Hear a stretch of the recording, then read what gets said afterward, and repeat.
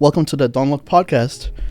This is the podcast where we look into things so you don't have to. In this case, we encourage you to look into this case. This particular case. This yeah. particular case. You have a lot of opinions for this case. Yes, I really do. I just want to jump into it. Blow up. Yes. Blow up on the mic. Yeah. Definitely. So. A little bit more. Not so much paranormal. More. Yeah. So like this is our crime. first true crime episode. Yeah. Funny enough, and we will make a ton of these like in the future. Mm-hmm. But for today, we had the displeasure of talking about the infamous Casey Anthony and her case. Okay. So, the reason I wanted to do this episode is because last night I wake up to the news that Casey Anthony wants to be an influencer. Oh, yep. I did see that. I saw the TikTok. Yeah, I saw the TikTok as well. I seen people react to it. Uh-huh. And, well, in celebration for that, I think we should... not celebration. Yeah, not celebration. Quote-unquote celebration. Where we just gonna educate all of you on what she is known for. Pretty much. Yeah. Yep. I know a little bit of the details, not too much. I know, obviously, what she did. But Yeah. I probably know more about this case than others. Uh-huh. I know there's a channel called JCS Psychology, I think, where he goes over interrogations and studies on people's movements and that way that they act pretty much, and and all the tells of like someone's like actual intentions and the way that they think pretty much. And yeah, I'll tell you right now, all her mannerisms piss me off. Really? So much. Yes, there's an infamous picture of her with such a smug look. Is it the one where she's laughing? Yes. I've seen that. Yeah. Yeah. I think everyone knows her for that picture. Yeah. So, yeah, because I've decided very last minute to do this episode on this case, there's a podcast that I listen to called The Red Thread. They've done this, they covered this case a year ago. The Red Thread? Yes. Okay. Yeah, it's made by like some of my favorite YouTubers. So it was covered by a guy named Jackson. He was with Umpabel at the time, and Wendy Goon. Oh yeah, I've heard that name. Yeah. Yeah. And so they've gone over this. It was like 2 hours long. I'm gonna leave a link to it, thanks to Jackson, like I didn't have to do like much, like not research because like I didn't have to do research, but I didn't have to take too many notes, right? Because he actually dropped a document on like under description. So I'm gonna share the link to the video, and then like if you guys want to go over the notes, which is gonna be the notes I'm gonna go over to in this episode, feel free to like we're just gonna go over like we're just gonna skim through it. We're not going to go through everything, just like the most damning parts pretty much, which there's a lot of them. So you want to start us off with a little yes, I want to background history on the Casey Anthony case? Oh yes, I want to. I want to show us like the background of like the type of person that she is. Okay. Definitely, which I think is gonna paint. Oh, what the hell! It's gonna paint a very clear picture. But my laptop just started tweaking for some reason. Casey's doing something to my laptop. I don't know. Yeah. Okay, so start with her background. Casey grew up as a spoiled child that became rotten to the very core and thought that she could get away with anything to the point of turning into a pathological liar and a skilled manipulator. Ooh. Lying was and still is second nature to her. I say still because she still, maintains her innocence, which it's very clear. It's very, very clear. I'll say it right now. I'm not going to say allegedly. Not a lot of people are bothering to say allegedly when it comes to her case. I don't know about Julie. You can say it if you want. Yeah. But in my own personal opinion, she did it.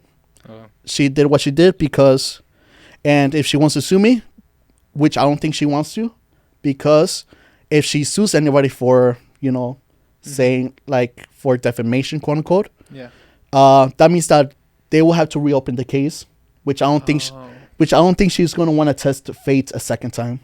I really don't. So, yeah, the best example of her being a pathological liar and a manipulator is that when she was 18 in high school, she completely ditched the entire second half of her senior year to hang out with her boyfriend at the time. Every time she was confronted about this by her parents, she will make up an excuse to weasel her way out of trouble. Until the very end of her senior year in high school, when her parents were informed by the school that she was not graduating due to her attendance. Right. Yeah, her excuse was that her schedule was mixed up or something, making it not her fault. Right. So, yeah, if this was me, my parents were just like, we don't care if like the school mixed up. It was on you to like fix that. Yeah, for sure. Yeah. Well, okay, how did she get out of this though? That was it. She just said my schedule got mixed up. I don't know what happened. Like, it's not my fault. And they just believed her, and they pretty much, Okay. And what she got in return was that, in return for that, she was throwing a graduation party. Oh. And her parents lied to their friends and loved ones that she graduated with honors. Yeah, so you can kind of... Damn, not even regular graduation, honors. Yeah. Wow. They couldn't, like, lowball her at all. So now, after that, she used her fake diploma, which, Yeah. Her fake diploma to work at Universal Studios as a kiosk worker in the Incredible Hulk ride. Wow. Wow, yeah. That's crazy. Okay. Yeah, she is a true member of our society. Wow. Taking pictures and then selling them to people in the ride. So yeah, that's kind of paints a picture of type of person she is. So let me put up a background on her daughter, Kaylee. She was born on August 9th of 2005 and died around June of 2008. That's all I got. 3 years. Yep, because she lived a very short life and so can't really leave behind anything. Or a type of legacy. Well, I guess she did leave a legacy where the justice system failed her. So this is in California? This is, funny enough, this is Florida. Florida, oh. Typical Florida, yeah. As I'd say. No offense to all you, Florida man. Floridians. Yes. Floridians, I think. Floridians. Yeah. So yeah, what are your initial thoughts about her? I had no idea that was something that she did. A lot of people like dig into that to like kind of paint a picture of her, because like obviously the parents had to do something with like how she turned out, where for sure, where like they just believe her with anything that she says, and pretty much because of that she believed that, including this case, that as long as she continues to lie and lie and lie, eventually like she will get out of it, right? Which unfortunately worked in here. So to the extent of having a whole fake diploma. Yeah. And graduating with honors is insane. It is insane. Which she came from money, I'm guessing. Oh, for sure she came from money. Okay. Yeah. Like, I understand how you can be despoiled and like not have money, honestly. So, especially these legal fees, like there's no way that her lawyer was like that good and but cheap. Yeah, knowing like what happened in this case. Yeah, for sure. So, okay, let's start off with the timeline of the events, which, okay. I mean, of like. Yeah, I'll let you do it. Yeah. So, the police. So the start of the disappearance. Okay. The police and the world the child disappeared. Yeah, right? The disappearance of her child. Kaylee. Quote unquote disappearance. The child and the world first learned of Kaylee Anthony's disappearance when Cindy Anthony, the maternal grandmother of Kaylee and mother of Casey Anthony, phoned the police on July 15, 2008, notifying them that the 2-year-old has been missing for around a month. So waited a month. A whole month. So the parents, the whole time they were like, asking like, can we see Kate? Can we see Kaylee? Oh, so they didn't know that. They didn't know. Oh, we're like they've asked Casey multiple times throughout like those weeks. So like, can we talk to her? Can we see her, or can we like just hear her on the phone? And Casey was just like, nah. Oh wow. Okay. Yeah. So according to the timeline, this is my personal note. According to the timeline, Kaylee would have been dead in a swamp somewhere for about 3 weeks at this point. So by the time of like July 15th, would have been 3 weeks since she's been dead, which means that Casey has been partying for 3 weeks while her daughter was rotting in the ditch. Yeah. I'm looking at the pictures. Not the pictures of, but just get the visual of the grandparents and all them. Yeah, definitely. So the lie that Casey came up with is that she dropped off Kaylee, Cindy, Jesus Christ. Uh-huh. Yeah. Anyways, Casey's excuse was that she dropped off Kaylee, her daughter, with a nanny named Sandy the nanny. Couldn't, even bothered not rhyming the name. Yeah, I mean, she made up a whole that's the nickname. She made up a whole nickname, but her full name is Zenaida Fernandez Gonzalez. Oh wow. Yeah, and which to this day, that person has not been seen, probably because she was made up. But policy there. If only she had put this much energy into her high school. Yes, yes. Imagine. But she could have been a good insurance insurance worker or insurance CEO. Okay, so obviously that's a lie. Sandy does not exist, and she was not even. So that was a lie. And then according to the document, Casey has told her parents that she was taking her to a nanny, a person named Zenaida Fernandez Gonzalez. Casey was apparently working as an event coordinator at Universal Studios at the time. So Kaylee would often be with Sandy, the nanny, while Casey was at work. So, first lie, Sandy does not exist. The second lie is that she was never an event coordinator.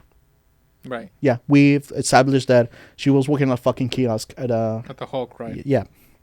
Then for this not highlighted part, Casey partied, spent time with her friends, went to nightclubs all over Orlando with her friend Tony Lazaro, and even got a tattoo on her back that said Bella Vita, which is beautiful life. Yeah, beautiful life in Italian, I believe, which means beautiful life. Casey appeared to be happier than she had ever been, laughing more.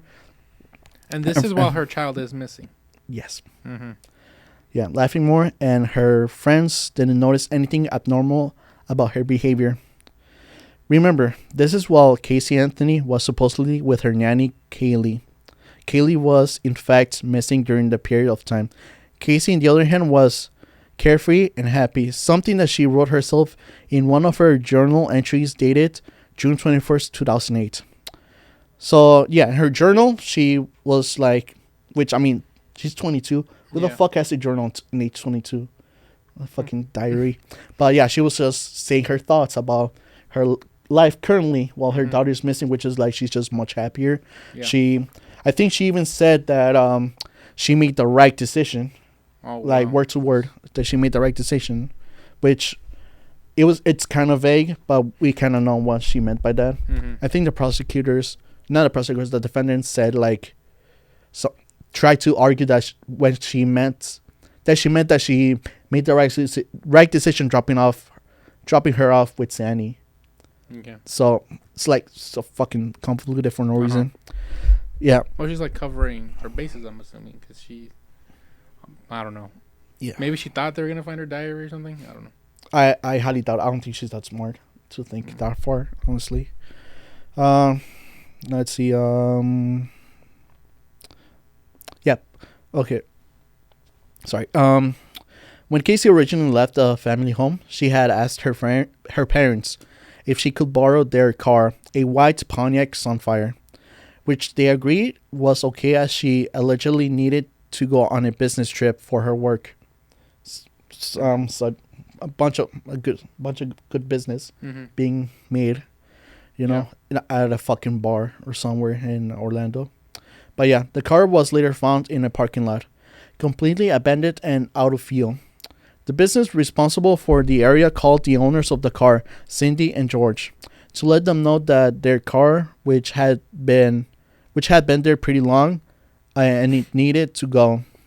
Understandably, they were upset. They went to check the condition of the car. They found it messy and with a very strange and decaying smell.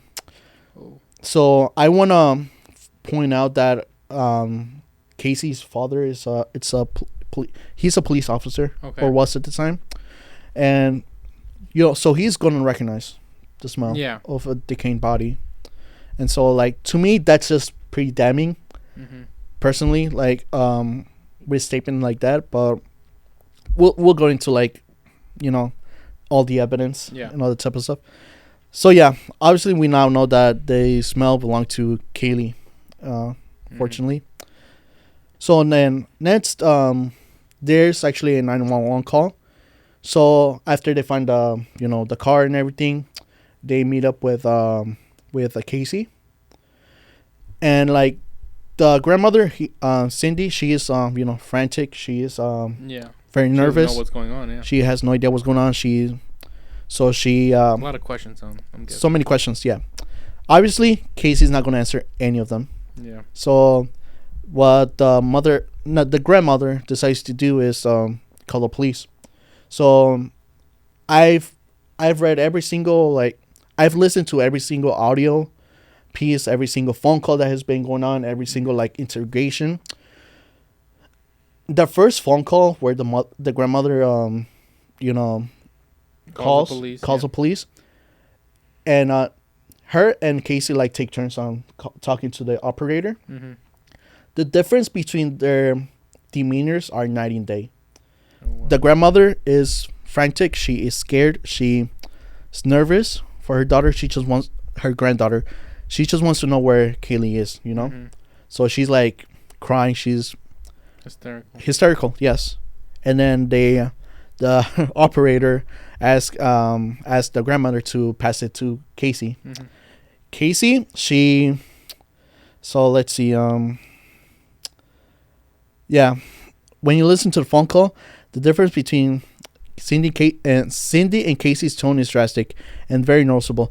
Cindy appears to be the genuine human response to knowing that her vulnerable grandchild is missing. It has been for an extended amount of time. You can hear the frantic and desperation panic tone on her voice, which is very human. On the opposite hand, when Casey is brought on the phone to explain what is happening, she herself sounds very calm, relaxed, and a strange juxtaposition to her grandmother's pleas for help, and even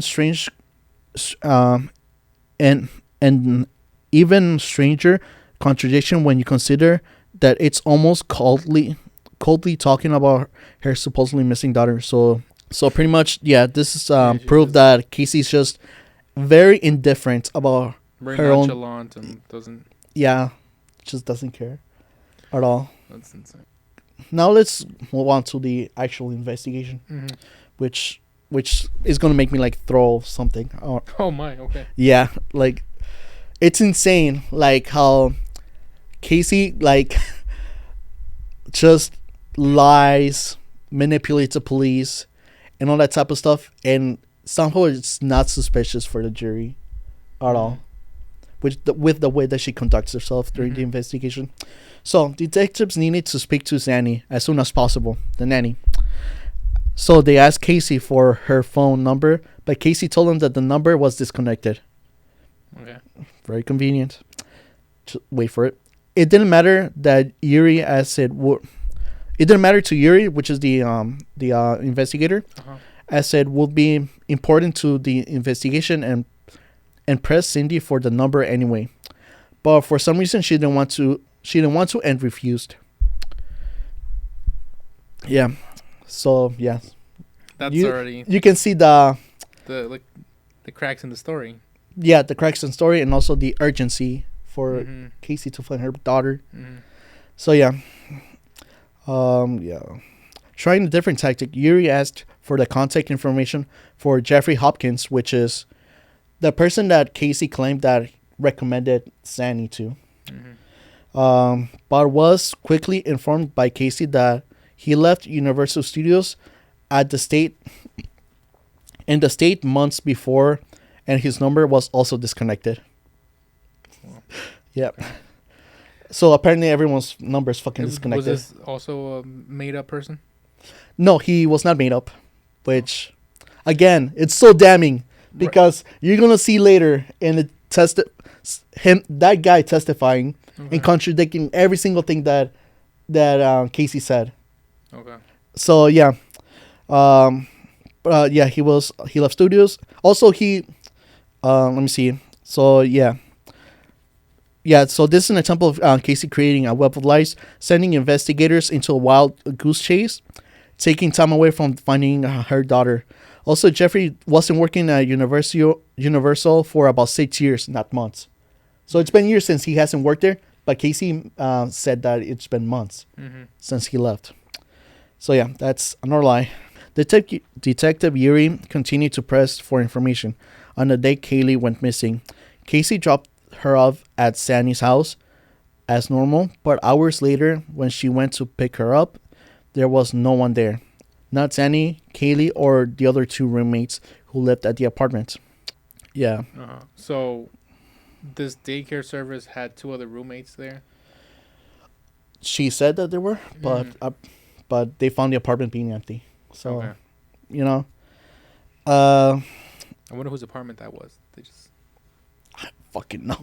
It was empty, so it belonged to nobody, I guess. Okay. But yeah, then I remember. So there's a video of like what's his name? Jeffrey, where he's in the stand, and they're asking him like, so were you and Casey like close ever or friends? He was like, not really. They ask him like, were you like, how long ago did you work at Universal Studios? It was like 6 years ago. Maybe at least. And like, yeah, they were asking like, have you ever recommended like Zenaida to Casey? He's like, I don't have children. Yeah. Oh wow. Yeah. Yeah. He's like, I don't have children, so there's no way I could have recommended nanny. Yeah. Like, oh my god, like at this point just put the handcuffs on her. But no. Like, yeah, I literally have a fucking a note next to what they said. It just says what the fuck. Wow. Yeah. Like on the stand. Him on the stand, yeah. So yeah, that's a proof of contradiction. That's proof of like her lies piling up and everything. And so we go back to and then there's another just another video of like, so after Universal, so what the detectives had to do to find Jeffrey is that they took you said his name was Jeff Hopkins? Jeffrey Hopkins. Okay, yeah. Okay, I'm seeing a picture now. Yeah. So in order to find Jeffrey, they told Casey that they need to take them to Universal Studios, you know, and that's when she was sending them on the goose chase. She was like just looking for Jeffrey, even though he has not worked in years. Some people say that she was literally like acting like she belonged there, like she was like saying hi to people when they were walking by. She was like waving other people, other workers. Yeah, she was just like walking like nonstop, like to just random areas. And so finally she just turned around towards the detectives, left and said, what did she say? She said, I haven't worked here in like a while, for like 2 years. And like the investigators got fed up. They pulled her aside and they just started interrogating her. And like I listened to the interrogation. It's literally just, you're lying. She's like, I'm not. You're lying. I'm not. You're lying. Just back and forth, just like fucking a broken record. Yeah, she was just like, I think there was like proof of like a contradiction, where there was so one of the investigators asked her like, okay, so let's say like, yeah, Zenaida like exists and she kidnapped her daughter. Why would Zenaida like take her daughter, knowing that Casey lives there or works there, you know? Yeah, like what's the reason? What's the reason? Because she was saying like so, yeah, they were just arguing with her like about like do you realize that like lying to us is not helping like to find your daughter? She's like, yeah, I know that, but like, and they're like, well, why didn't you contact us if like about like, you know, if she was kidnapped like a month ago? She's like, I chose using my own resources on that. And again, they were like, okay, but like why would you do this? And I was like, I just trying to find my daughter. And she's like, again, like how does that help us? Like, I don't know. All I know is that my daughter is missing, pretty much. And like, yeah, they just try to hit her with some logic where like they're asking her like, why would Zenaida go to Universal knowing that Casey works there? And she was just like, I don't know. Like, I just trying to see like if she. I'm just trying to see like I'm just trying to look for places that Kaylee might be familiar with. And the investigator is like, familiar with? Like, do you think she just a 3-year-old fucking took a cab to Universal? Yeah. Like, it just doesn't make sense at all. Yeah. So they're just poking holes in her story, but she keeps doubling down. And it's just so fucking frustrating, honestly. So, yeah. Let's see what else. So yeah, what we think about like this bullshit? Yeah, it's just I don't know. I'm just stunned. What are the police officers like? I don't know. I mean, they're trying to get to the bottom, right? They can't arrest her without. Well, at that point they had her like arrested for intervening with police investigation. So yeah, but unfortunately she got bailed out. I remember that was like what's it called? She was called in as like to the precinct, I think, as like a witness. As a witness, yeah. To testify as a witness, but like the investigator was like using tactics to like kind of like get information out of her so that later they can like poke holes on it into like any contradictions. So that's what they were doing. She was so they were like going along with at the time, yeah. And I think the investigator like described Casey as like very like cold, kind of just very cold, and like he says that like the only way that like he could describe the way that she talks is like she's very fake. It's like she's like kind of like a social chameleon where she adjusts to like whoever she's like talking to. She's very like careful like the words that she says and everything. Just like, you know, like what's it called, like just descriptions of like a sociopath pretty much. Right. Yeah. So let's see. So yeah, it was just a dead end, taking away a police time. They were frustrated, so they took her in, and yeah, the rest is history. How far into like how much time had passed by this time? Do you know? By this time, since when she initially went missing to where we are now. Where we are, like right now today? No, or like no? It's been weeks without finding her. I think they actually found the corpse like I want to say like December. So yeah, they was just like decomposed and everything. They found like they found tape wrapped around her. Oh my god! And like a Winnie the Pooh blanket wrapped around her as well. So yeah. Circuit Court Judge Stan Stickland set her bail at $500,000. Having been presented to the documents and investigation so far by detectives, and also hearing about possible evidence of human decomposition found in the family car, he felt that the bail amount was appropriate. There was also a stain found in the car, small and circular, around the size of a human child. So, again, that's more evidence, and somehow she's still fucking innocent. Right. Yeah. Which, like, I don't know. Do you have, like, okay. I'll let you keep going. Yeah. So, sorry, like, my notes are actually kind of messed up. Oh, yeah, so let's keep talking about her demeanor, or, like, the way that she talks. So, there's a couple of phone calls recorded with her and, like, her parents. I remember the first phone call that she had with her family. She starts off with like so much attitude towards her mom, saying like So first off, like her mom got interviewed like by a bunch of like news anchors and all that type of stuff. Yeah. And her Cindy was just like calling out her mom like, "Hey, so I heard that you got interviewed," and all. Yeah, all cocky and like. All cocky is like mad at her mom for like and she's saying like, "How come you're not like something like along those lines? So why aren't you like defending me or that type of stuff?" And I'm just like I don't know what you want me to say. It's like I can't lie, And she's like, she just kept saying stuff like it's not my fault that I'm here and whatever the fuck. And like the mom was like, well, it kind of is because you keep lying to the police and all that type of stuff. So yeah, and then her phone call with Cindy and George from when she was arrested were also released, and they've become pretty infamous. In the first call of June 16th, which is I think a year after. Yeah, after like Casey, everything. Casey did not appear to be concerned about Kaylee, beginning the call by interrogating her mother for doing interviews and repeatedly asking her parents, as well as her brother and her best friend, for her boyfriend Tony Lazaro's phone number. Honestly, watching the call is bizarre when you think about the context surrounding the situation. She is incredibly hostile and dismissive towards her family, and speaks and acts as if the disappearance of her daughter is a trivial annoyance. Anyone who speaks, okay.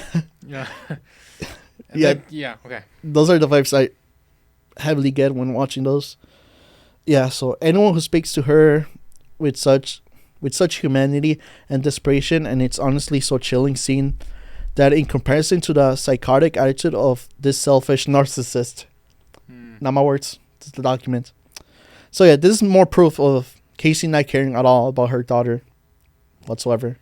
So yeah. She was like out partying and stuff, right? Yeah, she was out partying like during the whole time.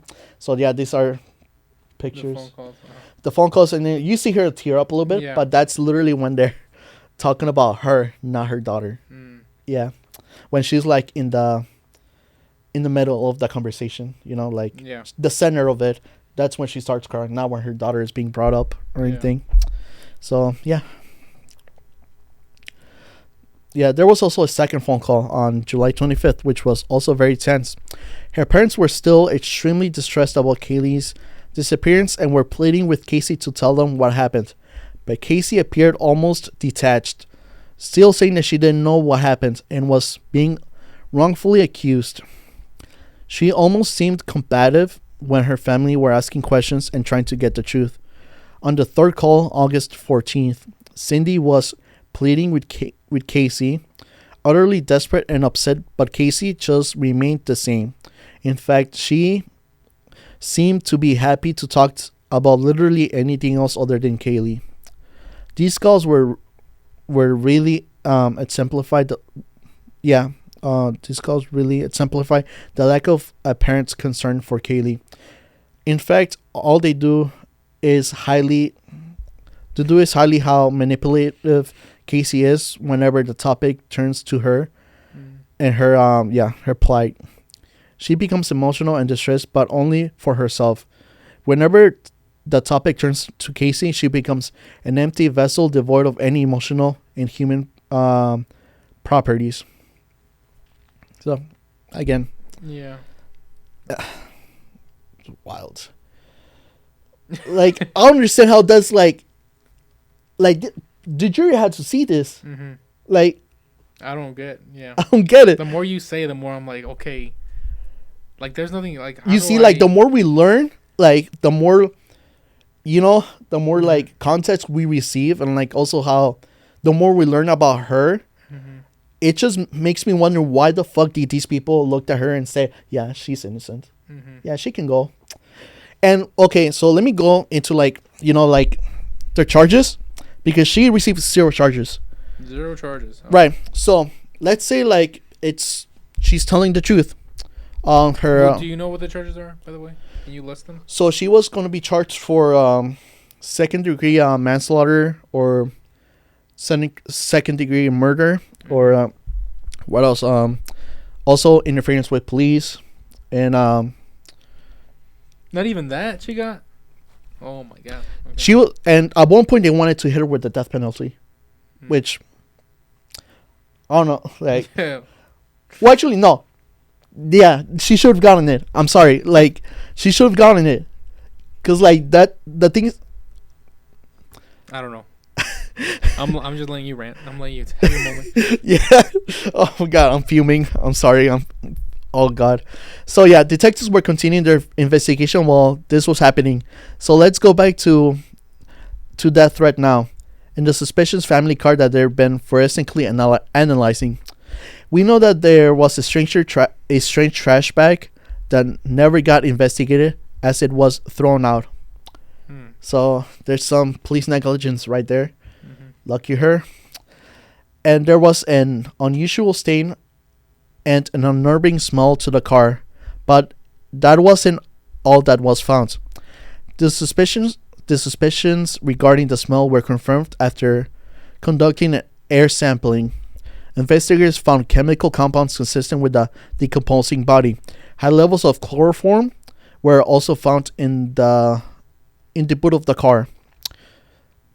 Speaking of chloroform, they went through Casey's search history, and she Googled how to make chloroform.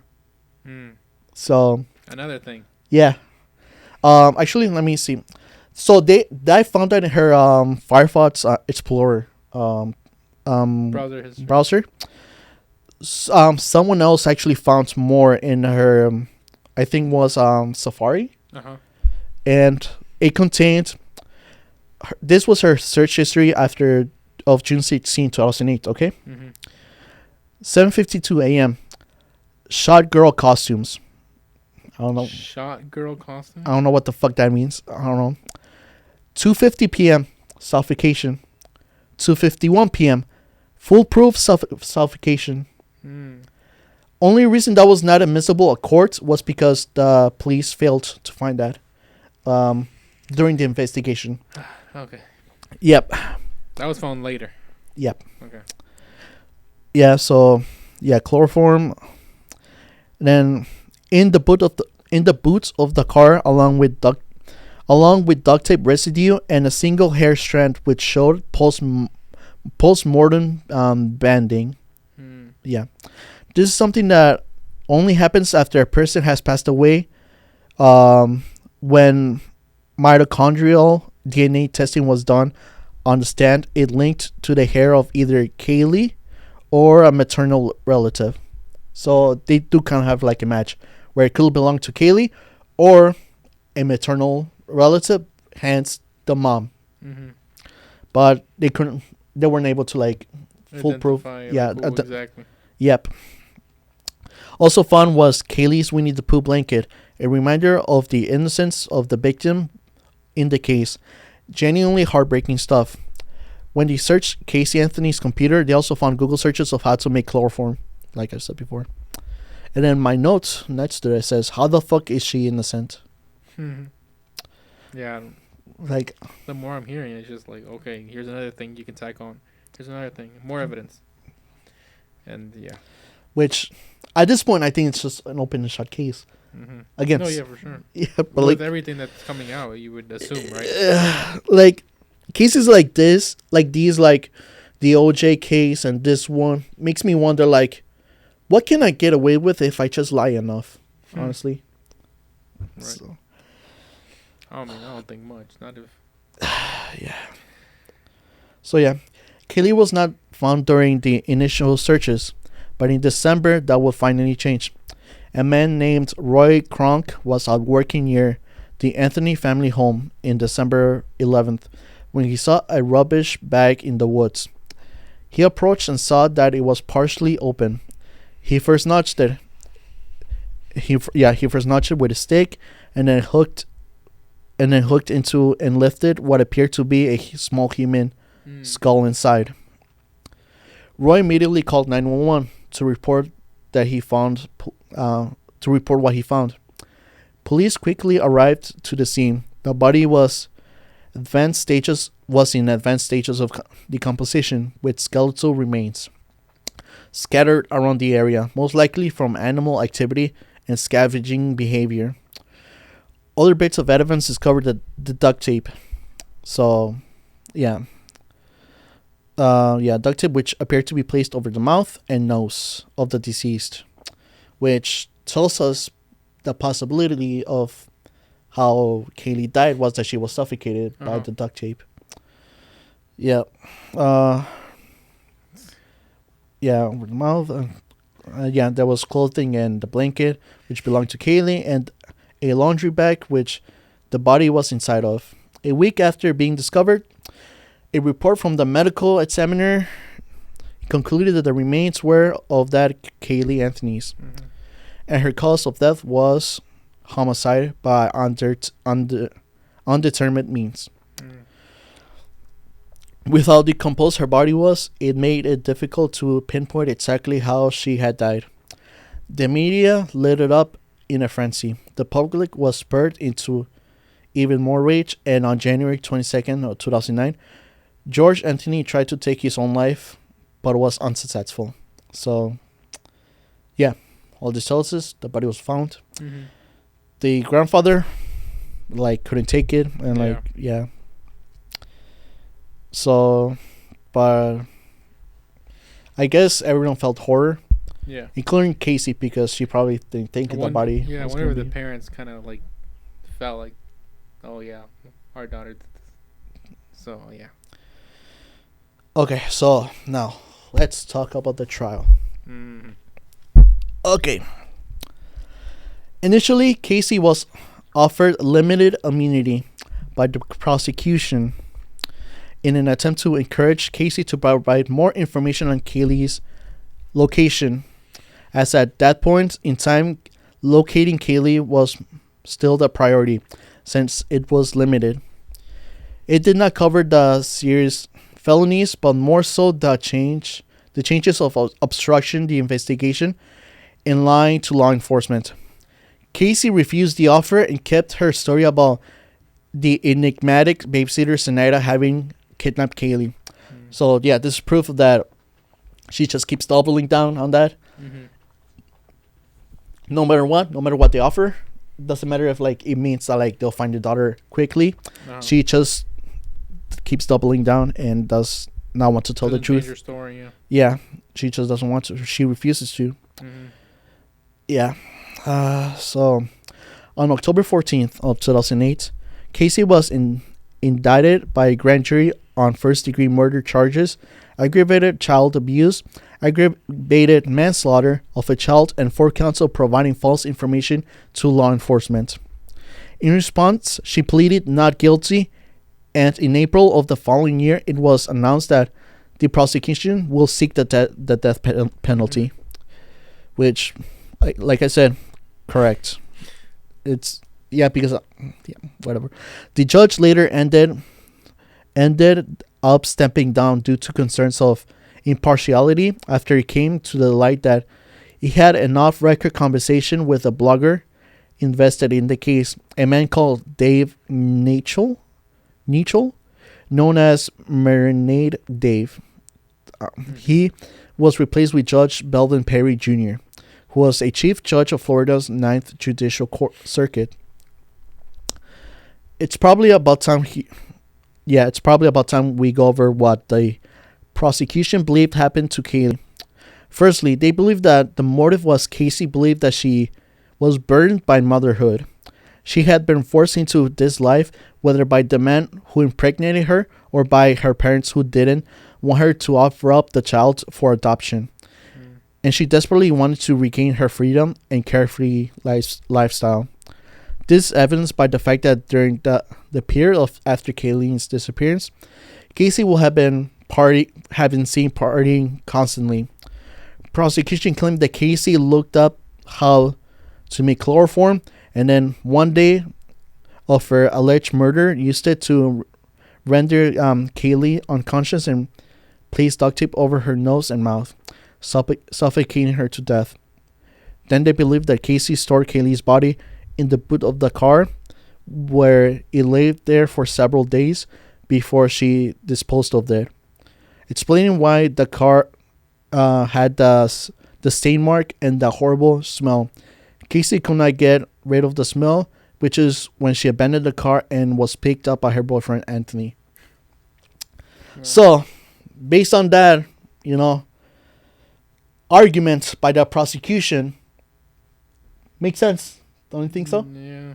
The motive's there, you know. Yeah. The physical evidence is there. Yeah, from everything I've heard of this, that's like the main motive. That she was still partying. She got tattoos that say "beautiful life." You know, things you wouldn't do if your child is missing. Yeah, even like just like scribbling on her little diary, like probably kicking her feet, you know, saying like, "Yeah, I made the right decision." Mm-hmm.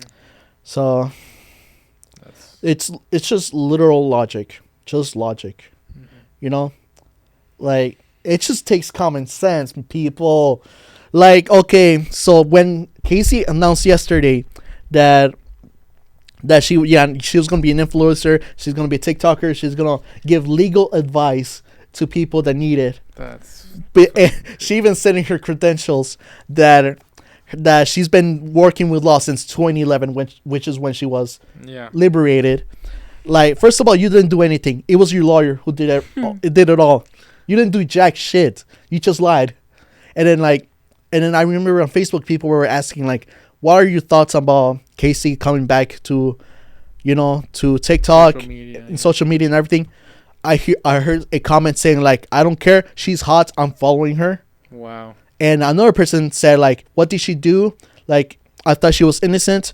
And someone replied like, no, she is not. And he's like, I googled her. It said that she was found not guilty, which like, brother, do your research. I understand that not everyone like lives on the internet.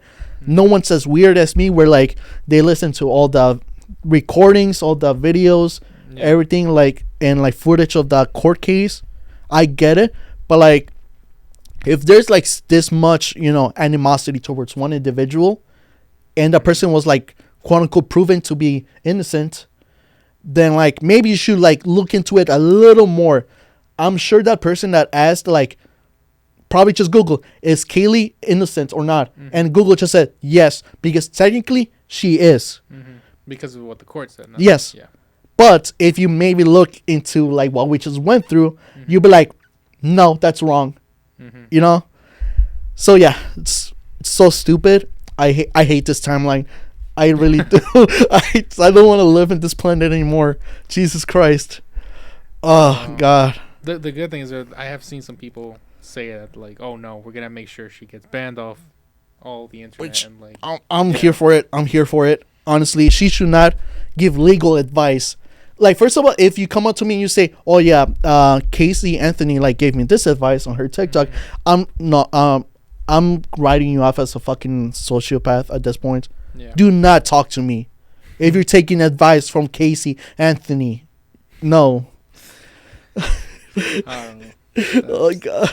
It's a interesting thing going on right now.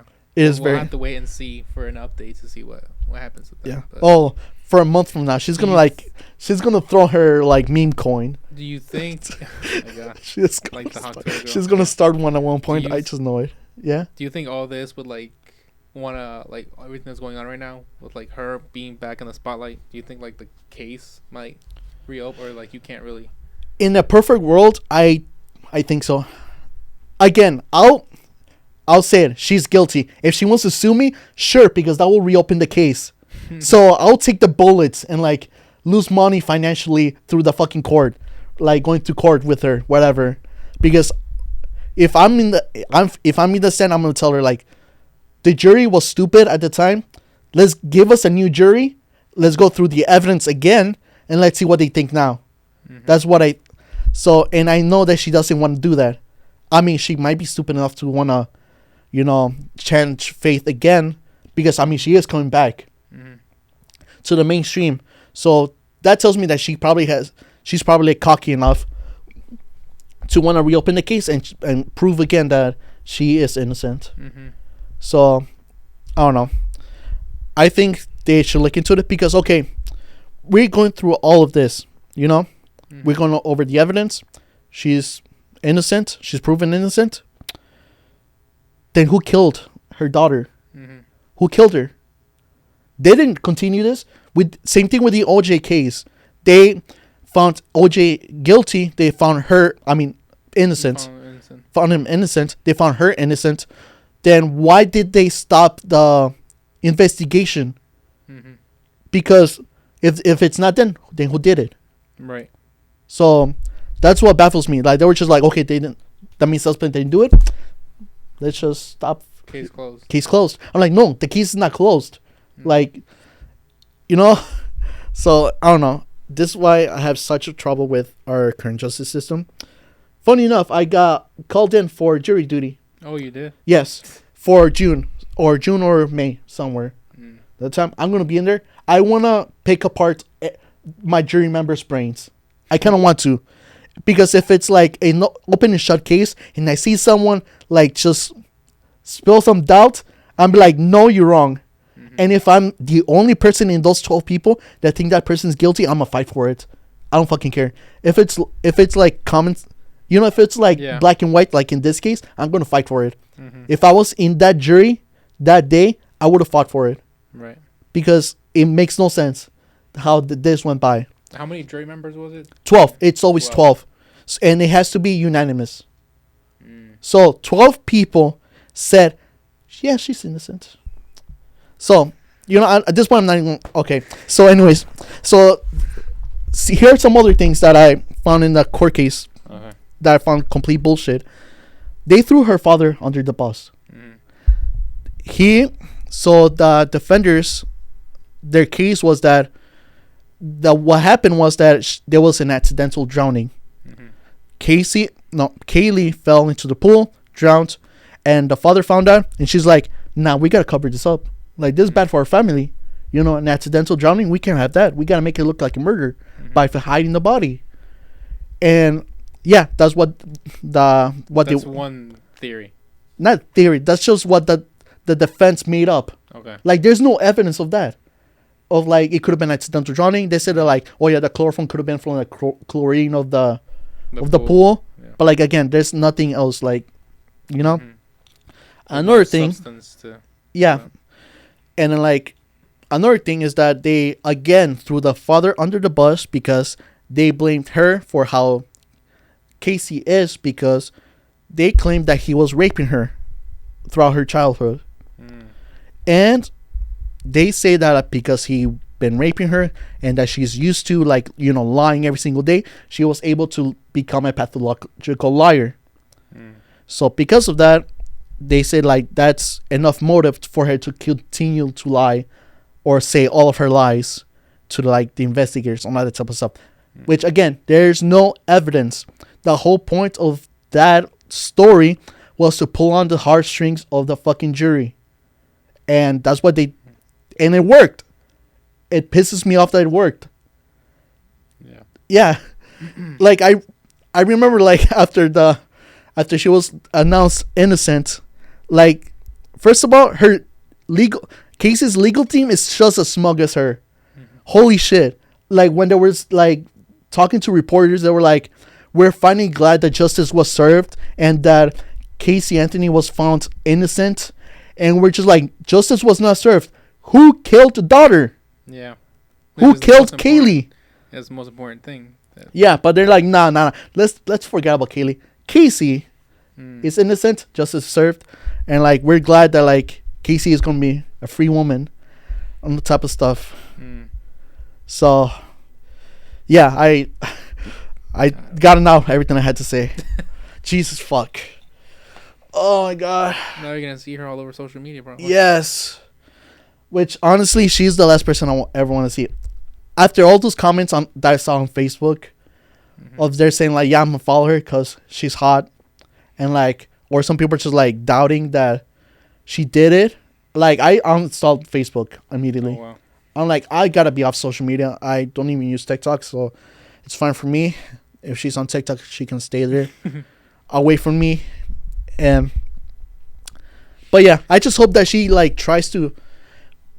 The best outcome, honestly, is that she flies too close to the sun, tries to sue someone for defamation, because there will be people talking about this. Mm. There's already people saying like, yeah, you murdered her daughter. Like, your legacy is that you murdered your daughter. Like, not even like without like a caution, saying like, yeah, this is my opinion. No, this happened. You did it. You got away with it. And like, I hope that she sees something. She's like she hears someone say that, her ego gets hurt, and then she tries to sue for defamation, forcing the case to reopen, and then she finally goes to jail. That's the best outcome I can see, because this is long overdue for justice. This is what happened 2011, 14 years ago. And by now, if Kaylee was still alive, she would have been 19 or 18. So, it's crazy. Yeah, it is crazy. But, yeah, any closing statements? Because I want to get out of here. I mean, I'm kind of done. No, I just kind of let you do. Yep. I can tell you needed a rant about this. Yeah, so. I know this was a very depressing episode, but we kind of needed to talk about this. It's important to inform people, other individuals, especially when justice is not being served. But yeah, that's all I gotta say. Got anything? No, just I'm processing. Yeah, just processing all the information. But yeah, for those who think that we didn't go through enough information, again, I'll link the video of the red thread down in the description. They will have the same notes that we've gone through this episode, for you to have a better idea of and a better look on what Casey, the type of person that Casey is. And yeah, that's all I gotta say. Thank you for listening to me rant for an hour. Yeah, and yeah, that's all I gotta say. Do you know what the next topic is gonna be? We're gonna talk about Annabelle. That's all I gotta say. Bye. Annabelle. Don't look back. Bye.